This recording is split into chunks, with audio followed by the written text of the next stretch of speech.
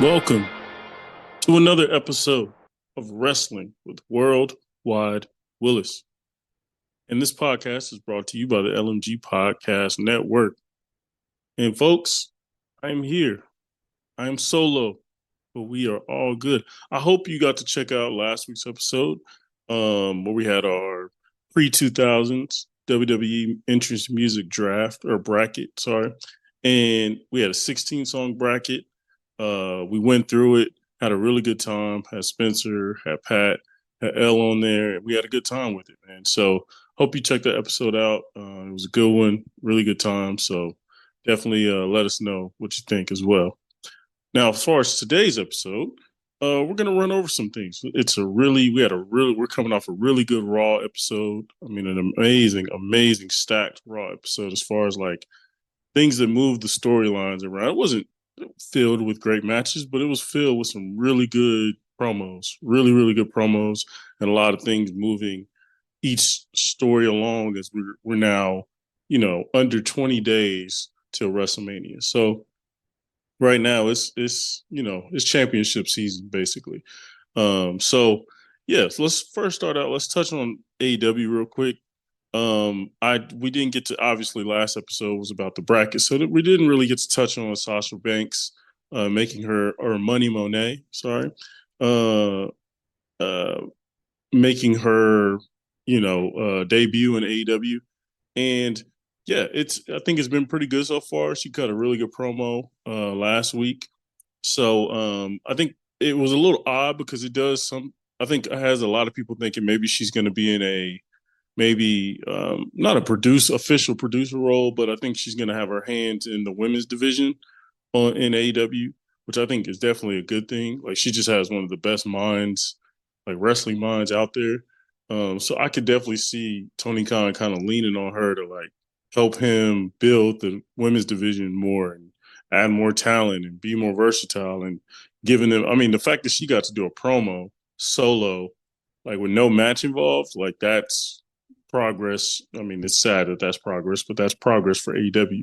Um, and she warrants that, right? She's one of the best in the world. To me, the best women's wrestler in the world as far as like just wrestling is concerned.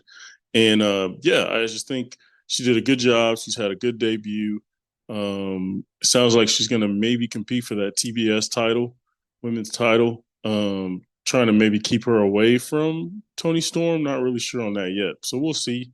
The women's division isn't very big, so it is kind of like you're swimming in the same swimming pool, right? Where like in the men's side in AEW, you could put people in different pools, and you can put Swerve over here with him and Cowboy, or him and somebody else, and Samoa and somebody else. Like they don't got to be around each other, so you can kind of keep storylines separate. Same with WWE, but in AEW women's division, that's about 7, 8 of them, maybe. So they're going to cross paths. It's just the limited amount of roster space.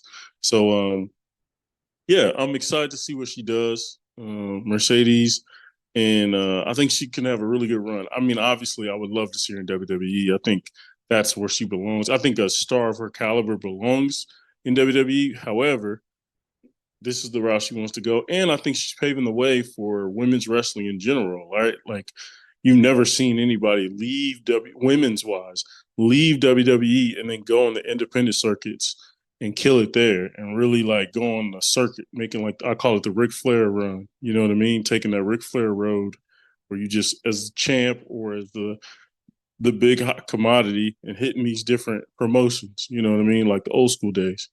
And so I'm excited for what she's going to do. It's definitely going to be interesting. So now let's go hop back into WWE. Obviously, we talked about how this latest episode of Raw was crazy. Well, one of the main reasons this Raw was quite crazy was because we had some unexpected guests in The Rock, the final boss, as they call him now. The Rock showing up. Obviously, the episode was in Chicago. So that kind of makes, I mean, it's a big city. Yeah, honestly, he's been doing his shout out to The Rock. He's been showing up to Memphis and Alabama and all kind of random places. But him showing up in Chicago makes kind of sense. You know what I mean? Big city, big attraction. And him showing up and the way they did it was really good, right? They got the pop when Cody did a really good promo, really good promo about The Rock and Roman and things of that nature, and talking about them and kind of getting the crowd really into it to where they're thinking the promo is about to end for Cody. And then The Rock's music hits. Everybody goes crazy again. And then you're thinking, ooh, we're going to get this big time one-on-one promo battle, just The Rock and Cody without Roman involved or Paul Heyman or anyone from the bloodline involved. Well, actually, the cool thing is he doesn't even pick up a mic. He walks up to Cody and whispers in his ear something, makes a promise, as Cody said. Cody said afterwards that he made a promise he can't keep, which you'll see over later on in the episode, right? But I really liked the way they handled that, right? Obviously, at the end of the episode, you think it's over with Cody and Seth helping Jay versus Solo and Jimmy, and you think it's over, right? Spills into the back, kind of thinks it's heading down, and then Rock shows up again and like really, start beating up Cody. We just haven't seen Rock do this type of stuff. Like we haven't seen Rock exhibit any sort of physicality or get involved in a physical nature. So it was fun to see him, like the way he grabbed Cody and was throwing up against stuff and stuff. Like you just haven't seen that in a decade. So like it was really cool to see that. And I thought just the ending was WrestleMania season level. You know what I mean? Like that one felt like, ooh, okay. The ending of this felt like WrestleMania is around the corner. You know, just how good it was, how good The Rock did it, how good Cody looked vulnerable and looked like he was really beat up. Yeah, man, a really good ending. And I do think having Cody and Rock kind of go against each other is a really good piece. And I think it builds hype for the tag team match because it's not just the beef isn't only Roman and Cody. It's now personal between Rock and Cody. So you got both people. Obviously, hopefully they build that rivalry between Rock and Seth, and that way, all in all directions, it's really personal for that tag team match. So yeah, they got some time before. I think we got another Raw, maybe two Raws before WrestleMania. And I'm excited to see what they do there. It was a really good episode of Raw. I mean, it was stacked. It was big time names everywhere. But now let's talk about some of the other things we saw from this Raw episode of Raw. We saw CM Punk came out, kind of talked about how he's still on everyone's mind. Still, people got his name and got his name in their mouths, and he's kind of surprised, with Drew and Seth and even The Rock. And yeah, he cut a good promo. Drew comes out there. Drew has been killing it on the mic, by the way, has been killing it on the microphone. So now it's fun to see Drew have a mic in his hand. Like, I didn't think I'd say that in 2021, 2022, damn near 2023, right? But to see Drew with a mic in his hand now is fun. It's interesting because he says stuff, out of the ordinary. He has a different kind of cadence. Like he's not like normal big guy on the microphone. So he really took some shots at CM Punk, talking about how he said like CM Punk he's straight edge. CM Punk doesn't do drugs, doesn't drink, but he's always in rehab. And basically taking a shot at CM Punk always getting hurt and always having to rehab his injuries. So that was a really good dig.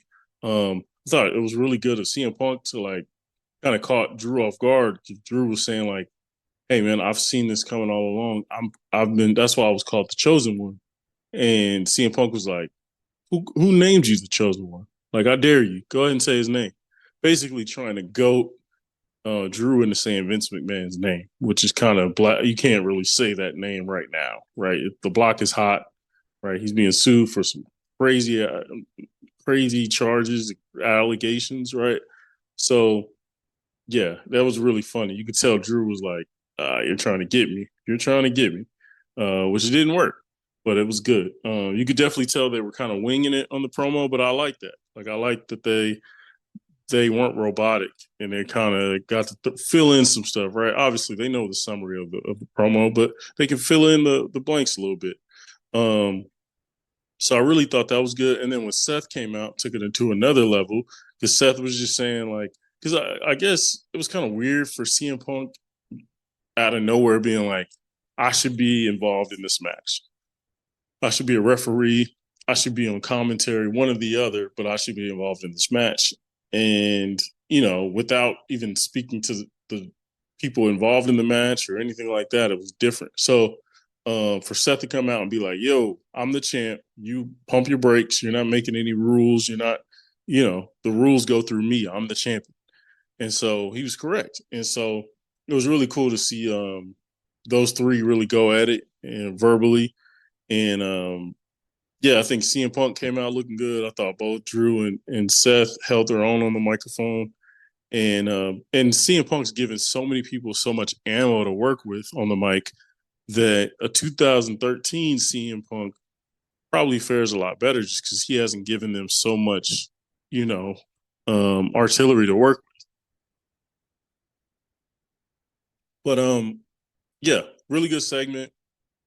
Definitely, if we're getting CM Punk on the call as far as like if he's on the booth, if he's sitting over there with McAfee and Michael Cole, that'll make it a lot. That'll make the match interesting.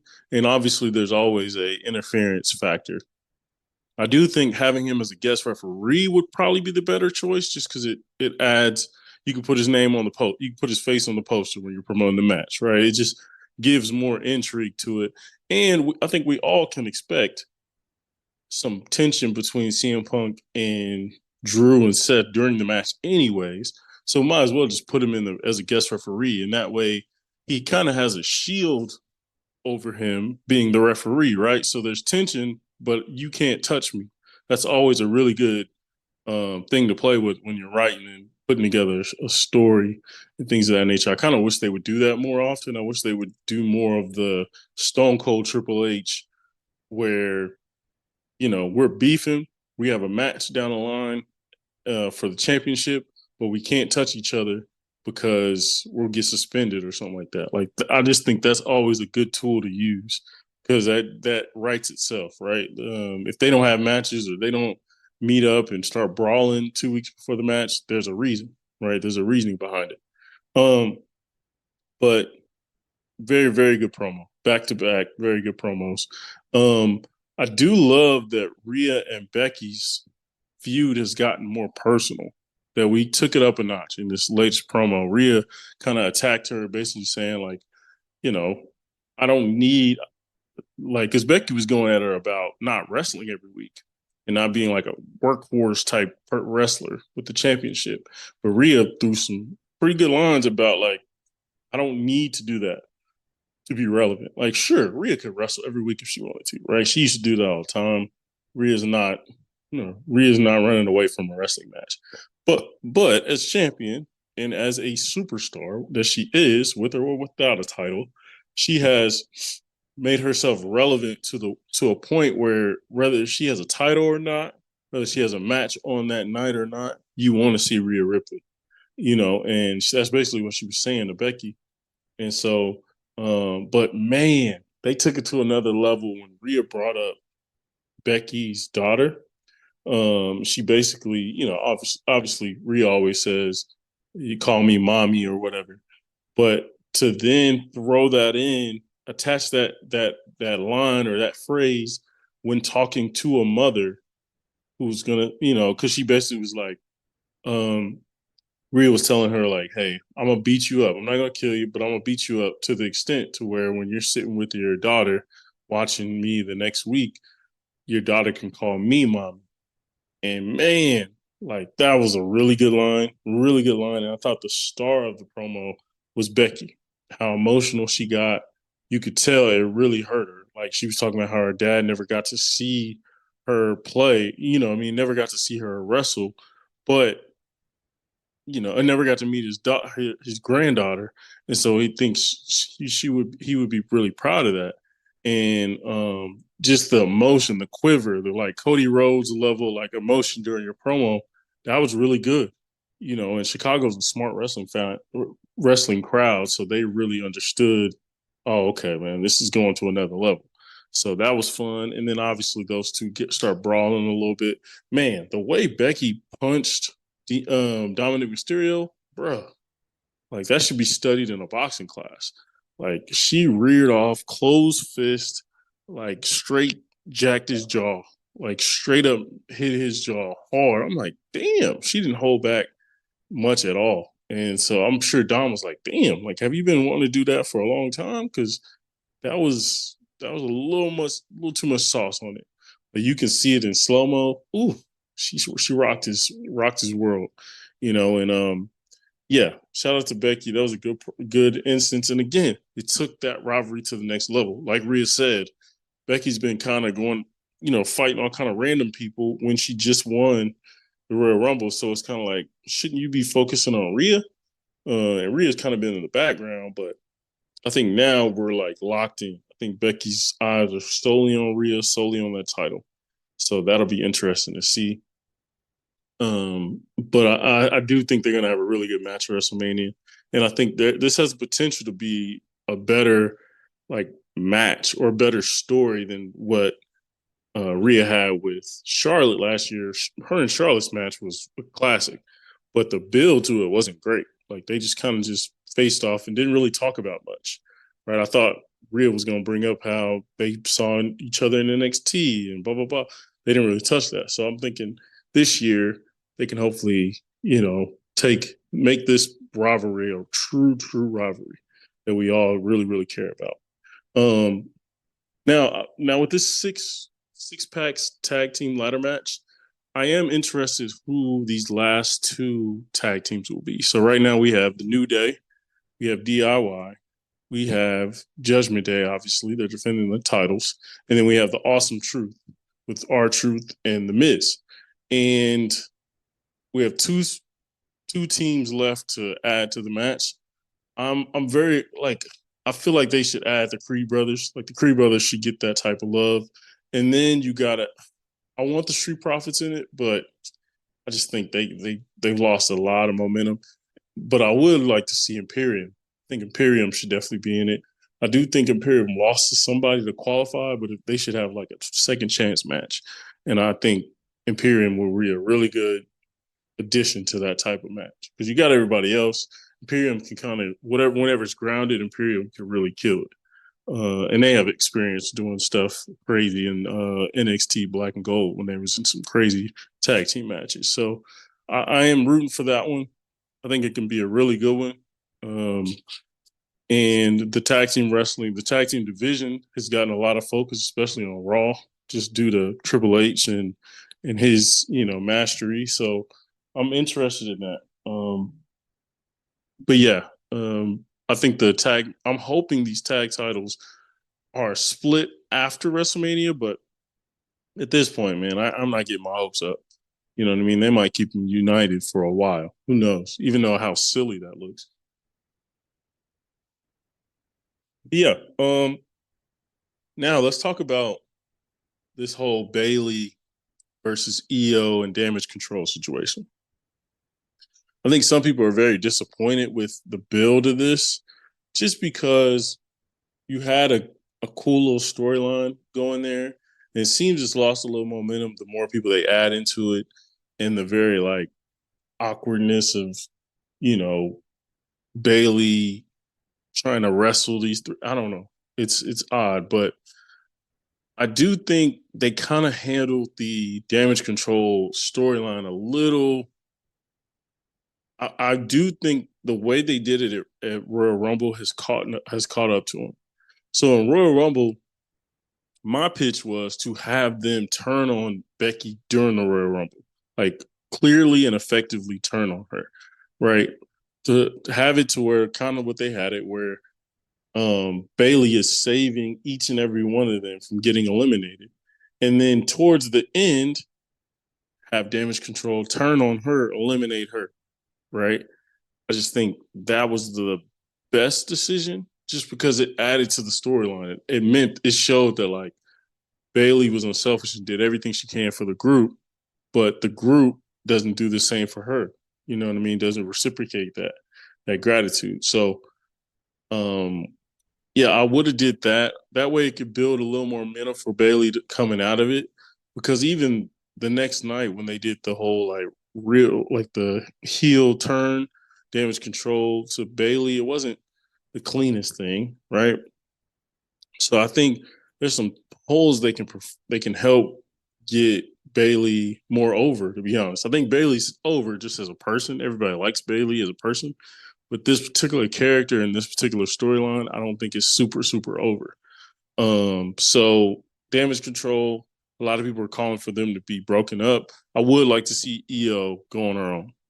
I would like to see EO as a singles champ without damage control and get the full brunt of the attention because she's not getting that right now. They're talking about the Buki Warriors more than they're talking about EO, right? Like sometimes it's easy to forget EO's your champ, you know. But um, yeah, we'll see about the damage control stuff.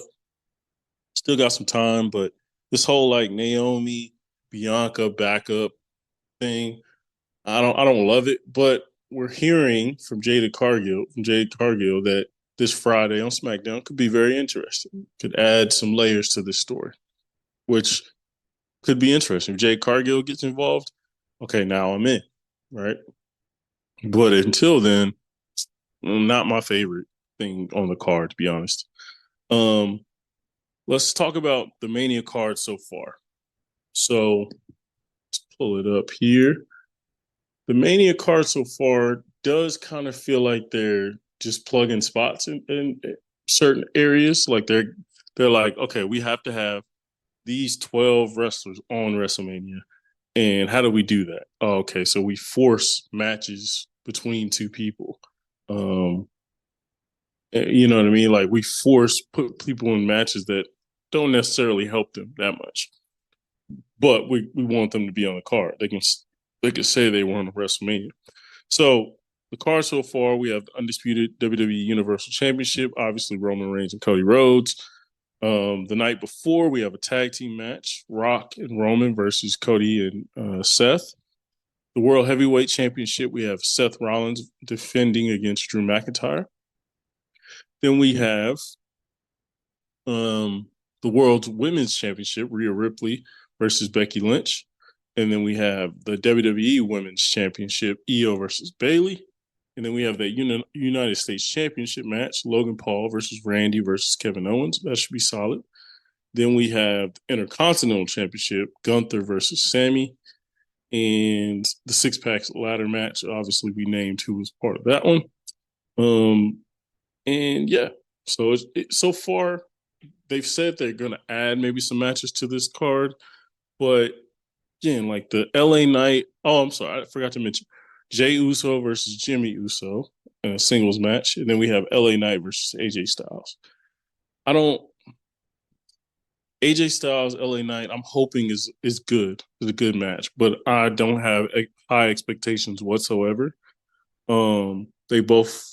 I don't say LA Knight's let me down, but AJ Styles has for sure let me down as far as matches and giving it hype and whatnot.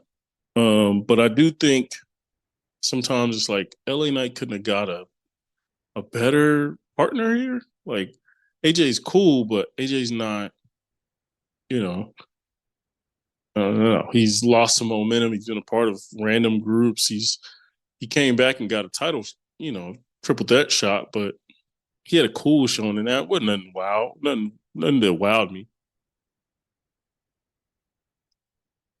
Like nothing that was too nothing where I was like, oh, AJ Styles stole the show. Like not at all.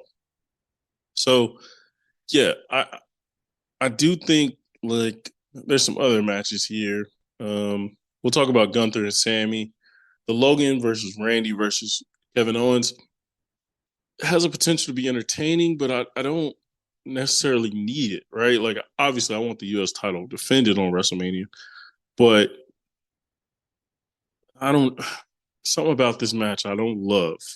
I think it could be really good. You already know Logan Paul's going to take a crazy bump, RKO bump. You already know. They're going to probably do what they did to Theory with the stunner into the RKO, which didn't land well just because I think spacing or whatever. But this match, if they had a stipulation, maybe I'd love it. If it was a ladder match, I might rock with it. Um, but it's just a plain old triple threat. No rules in triple threat, so they could probably add all that stuff in. We'll see.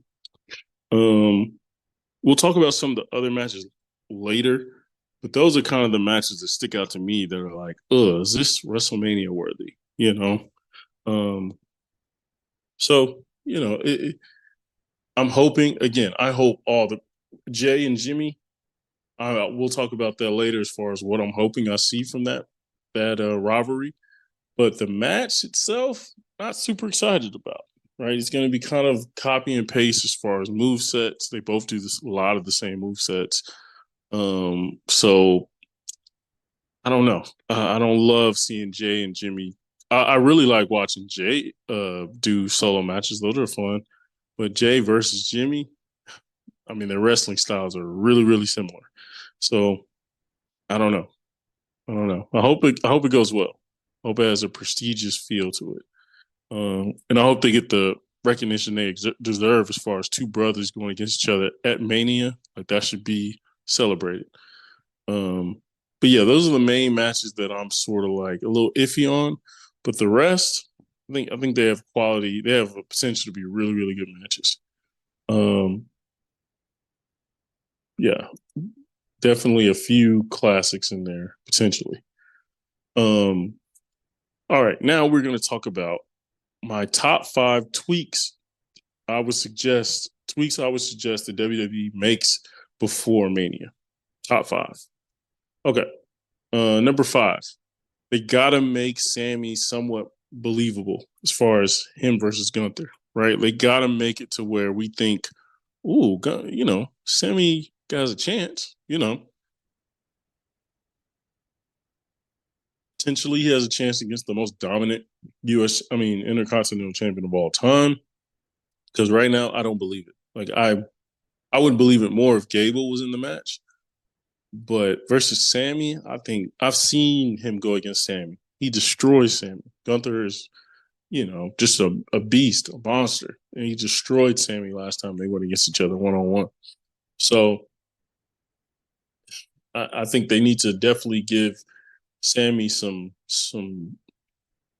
something to work with as far as making him look more believable, make him have some moments, some wrestling moments where he gets big wins. Now they have been giving him some wins lately, but he just lost to Brunson Reed due to a so-called Gunther interference. And yeah, I next we have on the list we have make us care about Jay versus Jimmy, the brothers. So the whole thing right now between the rivalry is one left the bloodline, the other one stayed. But outside of that, it's just we're brothers, and it'd be cool to face my brother at WrestleMania. But what I want WWE to do is convince us why we care. Not just because they're blood brothers, but convince us as far as like we need a Jay story about Jimmy, like about how maybe Jimmy bullied him or treated him wrong at some point or left him. I don't know, something.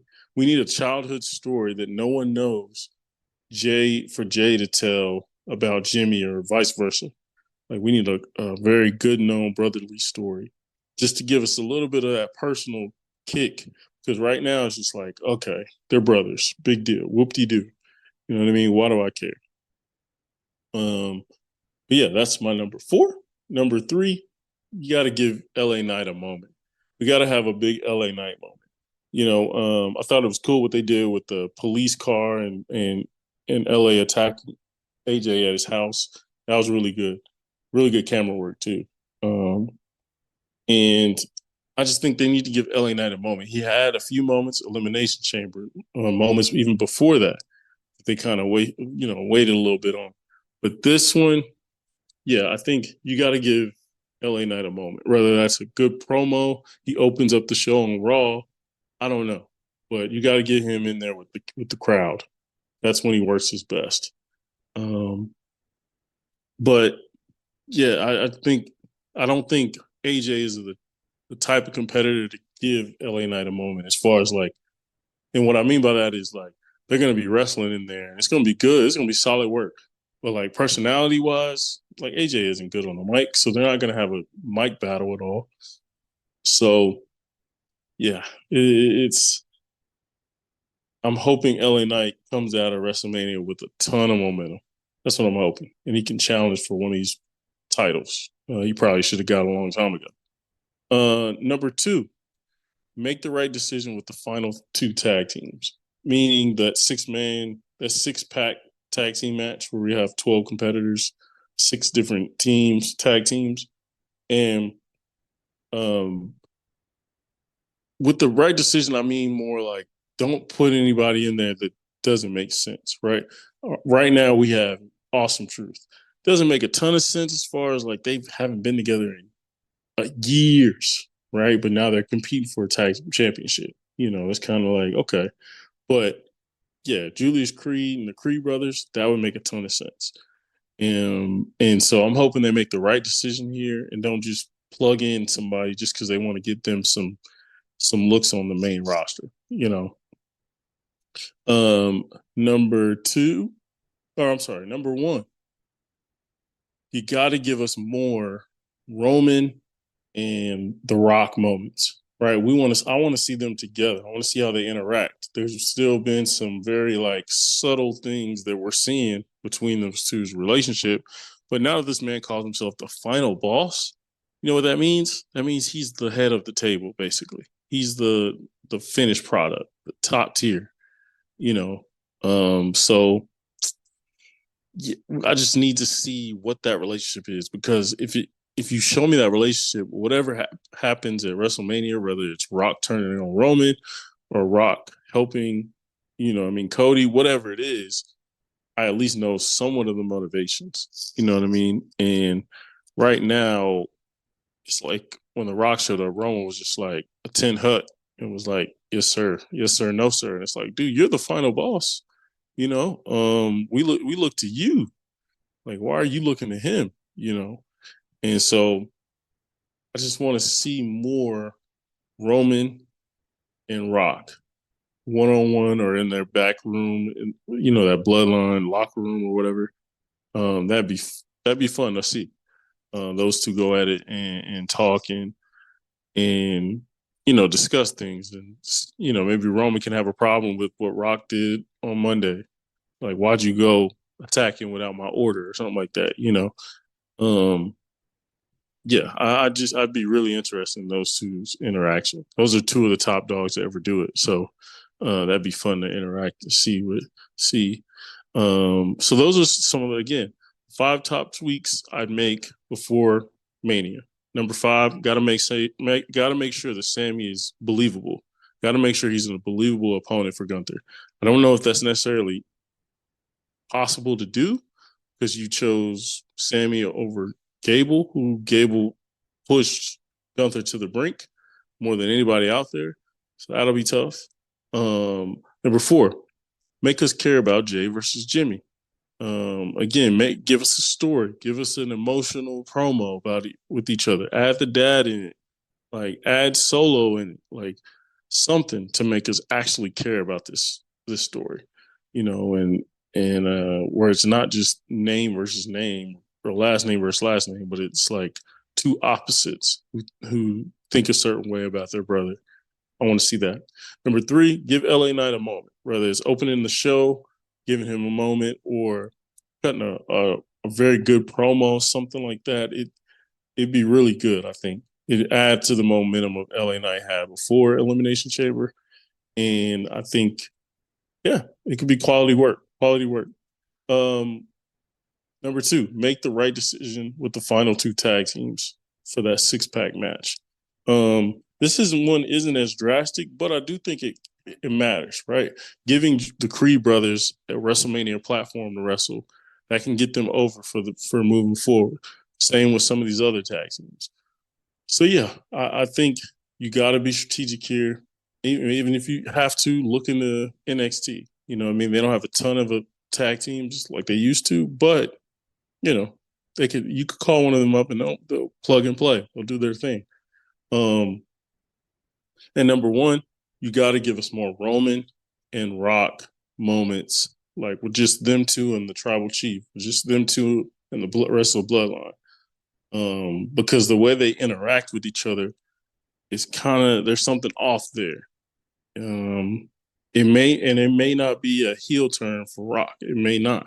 It may end up being, you know, where Roman just loses, fair and square.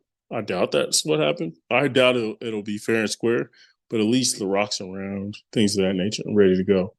So yeah, those are my top 5 tweaks WWE should make before Mania.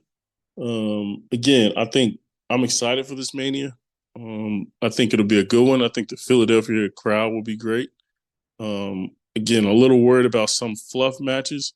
However, and it does feel like they have less of a plan this year than they did last year. It felt like last year they had a plan for almost every crucial person, whereas this year they're waiting kind of late, and it seems like not everything is in place. That's why some of these matches were put on the card. But you never know. You never know. They might have had this WrestleMania 40 planned all along. I know they had to adapt with the Rock and Roman thing. They may have to adapt on other things as well. But yeah, I'm excited. Mania should be really good. It should flow, especially with it being 2 days. It should flow really easily. And man, if we get some crazy cameos to come out there and help Cody win, like Stone Cold or, John Cena or anything like that to help him overcome the bloodline. Maybe The Rock turns on Cody and Cody accounted for, Jimmy or Solo coming out there, but he didn't account for The Rock being a part of that crew. Maybe The Rock jumps him, Roman jumps him, and then Stone Cold's music hits. He runs out there with his 4-wheeler and the crowd is just going nuts, and then hits them both with the stunner. Like, that would be crazy. But there again, anything's a possibility in the Triple H era. Anything is a possibility. So we shall see.